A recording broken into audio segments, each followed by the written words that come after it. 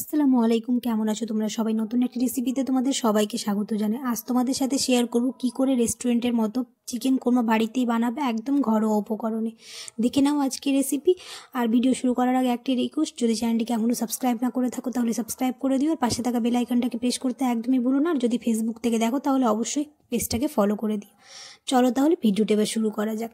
তো এখানে আমি প্রায় 500 গ্রামের মতো চিকেন নিয়েছি, খুব ভালো করে ধুয়ে নিয়েছি। তার উপর দিয়ে দিলাম হচ্ছে পরিমাণ মতো নুন আর 2 চামচের মতো টক দই আর একটু গোলমরিচ গুঁড়ো দিয়ে ভালো করে চিকেনটাকে ম্যারিনেট করে প্রায় 1 থেকে 1.5 ঘন্টার মতো রেস্টে রেখে দেবো। তোমরা চাইলে এটা তার কমও রাখতে পারো, আমি এখানে 1 ঘন্টার মতো রেস্টে রেখেছি। ততক্ষণ এখানে একটা পেস্ট বানিয়ে নিলাম। এখানে কাজু আর কাঠবাদাম দিয়ে একটা পেস্ট বানিয়েছি, এখানে পেঁয়াজের পেস্ট বানিয়ে নিলাম। কড়াইয়ের মধ্যে দিয়ে দিলাম 1 চা চামচ ঘি আর সাদা তেল। এই ঘি দেওয়ার জন্য চিকেন কোরমার স্বাদটা আরও দ্বিগুণ হয়ে যাবে। খুব ভালো করে তেল গরম হয়ে এসছে, এবার এখানে দিয়ে দেবো হচ্ছে পেঁয়াজ। আমি এখানে একটা পেঁয়াজ কেটে রেখেছিলাম বড় সাইজের, সেটাই দিয়ে দিলাম। আর পরে আবার পেঁয়াজ বাটা ব্যবহার করব। পেঁয়াজটা 1 মিনিট খুব ভালো করে কুক করে নিয়েছি। তারপর দিয়ে দিলাম হচ্ছে সাদা এলাচ, কালো এলাচ, গোলমরিচ, দারচিনি, লবঙ্গ আর তেজপাতা। খুব ভালো করে 1 থেকে 1.5 মিনিট করে নিয়েছি। এবার দিয়ে দিলাম হচ্ছে পেঁয়াজ বাটা। এখানে আমি একটা পেঁয়াজ বেটেছিলাম, সেটাই দিয়ে দিলাম। খুব ভালো করে মশলাটা এবার কষিয়ে নেব। চিকেন কোরমাতে মশলা যত কষাবো স্বাদটা আরও দ্বিগুণ হয়ে যাবে। খুব ভালো করে 1 থেকে 1.5 মিনিট কুক করে নিয়েছি। এবার দিয়ে দেবো হচ্ছে 1 চা চামচ আদা রসুন বাটা, দিয়ে আবার খুব ভালো করে 1 থেকে 1.5 মিনিট কুক করে নেব। আর চিকেন কোরমার মশলা অনেকক্ষণ ধরে তোমরা চেষ্টা করবে কুক করে নেওয়ার, তাহলে চিকেন কোরমার স্বাদটা খুব ভালো আসবে। এবার দিয়ে দিলাম হচ্ছে পরিমাণ মতো তোমরা যেমন ঝাল খাবে। আর দিয়ে দিলাম হচ্ছে 1/2 চা চামচ ধনে আর জিরে গুঁড়ো। ধনে আর জিরে গুঁড়ো একসাথেই আমার গ্রেট করা আছে, ওটাই দিয়ে দিলাম। দিয়ে খুব ভালো করে আবার 2 মিনিটের মতো কুক করে নেব। অনেকেই আছো ভিডিও দেখে চলে যাচ্ছ, সাবস্ক্রাইব করো না, অবশ্যই সাবস্ক্রাইব করে দিও আর পাশে থাকা বেল আইকনটাকে প্রেস করে দিও। এবার দিয়ে দিলাম হচ্ছে 1 চা চামচ কাশ্মীরি মরিচের গুঁড়ো, তাহলে কালারটা খুব ভালো আসবে। খুব ভালো করে আবার মশলাটা কষিয়ে নেব। এখানে আমি কোনো বাড়তি জল ইউজ করব না, পুরো রান্নাটা দুধ দিয়ে করব আমি। তো খুব ভালো করে মশলাটা কষানো হয়ে যাবে, তারপর এখানে দুধ অ্যাড করব।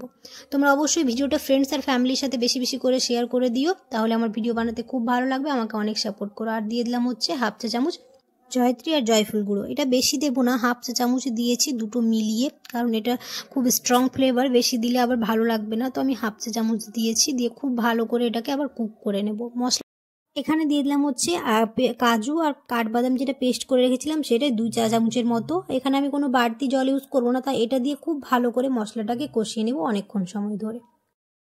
এখানে আমি প্রায় 1/2 কাপের মতো দুধ দিয়ে খুব ভালো করে মশলাটাকে কষিয়ে নেব। ঢাকনা চাপা দিয়ে মশলাটা খুব ভালোভাবে কুক করে নেব, কিন্তু এটা মাঝে মাঝে একটু নেড়ে দিতে হবে, না হলে কড়াইয়ে লেগে যাওয়ার চান্স থাকবে। তো ঢাকনা চাপা দিয়ে এবার রেখে দেবো কিছুক্ষণ, দিয়ে আবার খুব ভালো করে কুক করে নেব।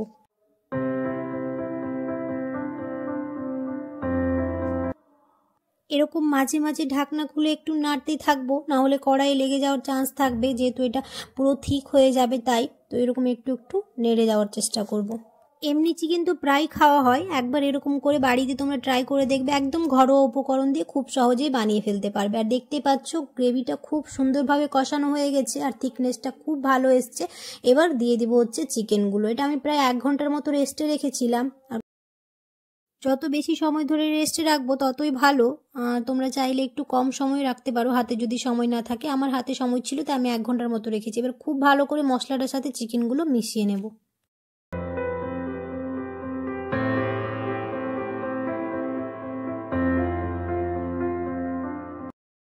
এবার ঢাকনা চাপা দিয়ে মাংসটাকে খুব ভালোভাবে কুক করতে থাকবো আর কষাতে থাকবো, তাহলে মাংসটা সেদ্ধ হয়ে যাবে। আর এরকম করে একটু একটু করে নাড়তে থাকবো। ঢাকনা চাপা দিয়ে একটু একটু করে কুক করতে থাকলে মাংসটা একদম সেদ্ধ হয়ে যাবে।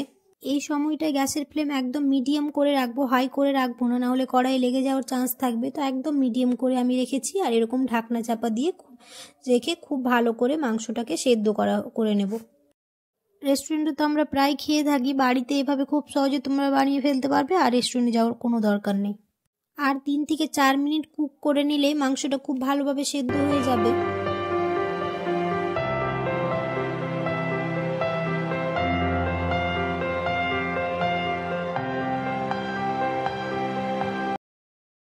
আমি এই চিকেন কোরমাতে কোনো রকম জল ব্যবহার করিনি, পুরো রান্নাটাই দুধ দিয়ে হয়েছে।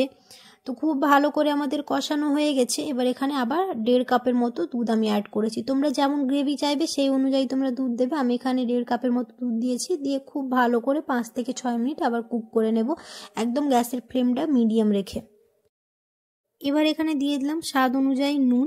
নুনটা আমি যেহেতু চিকেন ম্যারিনেট করার সময় দিয়েছিলাম তাই আর প্রথমে দিইনি, এখন দিয়ে দিলাম। এই সময়টাতে তোমরা চাইলে চিনি দিতে পারো, আমি চিনিটা দিতে ভুলে গেছিলাম তাই পরে দিয়েছি। দিয়ে 2-3 মিনিট খুব ভালো করে আবার কুক করে নেব। এবার একটা চামচ গ্রেভির থিকনেসটা তোমাদের দেখাচ্ছি, দেখতে পাচ্ছ খুব একদম পাতলা নয় আর খুব ঘনও নেই, এরকম আসলে তখন আবার দিয়ে দিলাম হচ্ছে পেঁয়াজ বেরেস্তা। তোমরা এটা নাও দিতে পারো, আমি দিয়েছি তাহলে ফ্লেভারটা খুব ভালো আসবে। আর ফ্লেভারের জন্য দিয়ে দিব হচ্ছে 4টে কাঁচা লঙ্কা। এই কাঁচা লঙ্কাটা দিলে ফ্লেভারটা খুব ভালো আসবে চিকেন কোরমার। দেখতেই পেলে খুব সহজে ঘরোয়া উপকরণে তৈরি করে ফেললাম।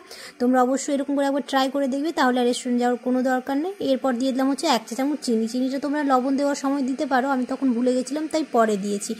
তো কেমন হয়েছে রেসিপিটা তোমরা অবশ্যই কমেন্টে জানিও, আর যদি ভালো লেগে থাকে তাহলে অবশ্যই একটা লাইক করে দিও। দেখা হবে খুব শিগগিরই পরের একটা নতুন রেসিপিতে। সবাই খুব ভালো থাকবে, সুস্থ থাকবে, সাবধানে থাকবে। আল্লাহ হাফেজ। আর দেখতেই পাচ্ছ কতটা টেম্পটিং লাগছে, তো তোমরা অবশ্যই এরকম করে একবার ট্রাই করে দেখবে।